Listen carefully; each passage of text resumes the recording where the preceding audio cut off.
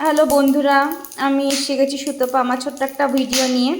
তো আজকে আমি করছি লেমন রাইস। তো তুমি দেখো, প্রথমে আমি ফোড়ন দিয়েছি, সর্ষে ফোড়ন দিয়েছি, কারি পাতা দিয়েছি, শুকনো লঙ্কা দিয়েছি, বাদাম দিয়েছি, চানা ডাল দিয়েছি।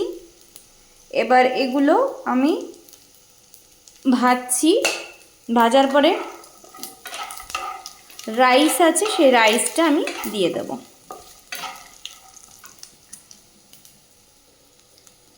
দেখো, এটা হয়ে গেছে একদম। এরপরে আমি রাইসটা দিয়ে দেব। তো রাইসটা আমি দিয়ে দিয়েছি। এরপর রাইসটা আমি নাড়াবো এবং হলুদ আর নুন দিয়ে দেবো এর মধ্যে। দেন লেবুর রস দেবো, তাহলেই আমাদের লেমন রাইস তৈরি হয়ে যাবে।